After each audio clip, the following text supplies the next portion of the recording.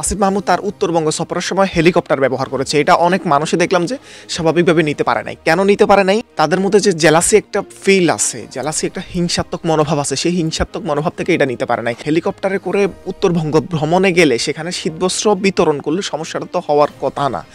যেখানে শেখ হাসিনা দম্ভ করে বলেছিলেন যে আমার বাসায় যে ফিয়ন, সে ফিয়ন 400 কোটি টাকার মালিক, সে হেলিকপ্টার ছাড়া চলেই না, তখন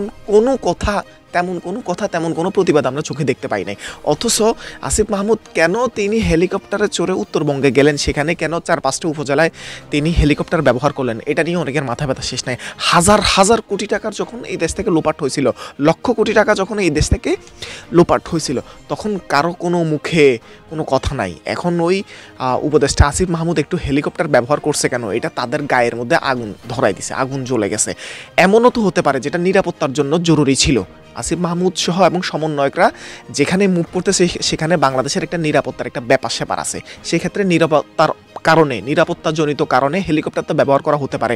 এবং কি সময়ে গাড়ি নিয়ে মুভ করতে গেলে দেখা যায় যে অনেক সময় যানজটে পড়তে হয়, অনেক ধরনের ঝামেলায় পড়তে হয়, নিরাপত্তাজনিত সমস্যাও থাকতে পারে। সেক্ষেত্রে হেলিকপ্টার নিয়ে যখন আকাশে দিয়ে উড়ে যায় তখন কিন্তু এই সমস্যাটা থাকে না।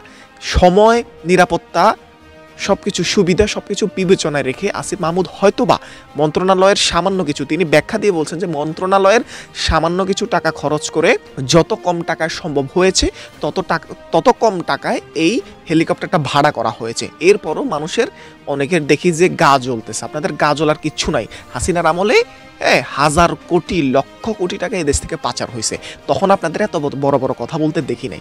এখন সামান্য এই হেলিকপ্টারের ভাড়া নিয়ে মন্ত্রণালয়ের সামান্য টাকা খরচের কারণে আপনাদের এত গা জ্বালা পড়ার কোনো আমি কারণ দেখছি না। তারপরও আসিফ মাহমুদ, সজীব ভূঁইয়াকে আমার অনুরোধ থাকবে, আপনারা জনমানুষ যাতে এইসব বিষয় আপনাদের কোনো দোষ ধরতে না পারে এমনভাবে আপনারা গাড়ি বলেন বা অন্য যে যানবাহন বলেন সেগুলো ব্যবহার করার চেষ্টা করবেন।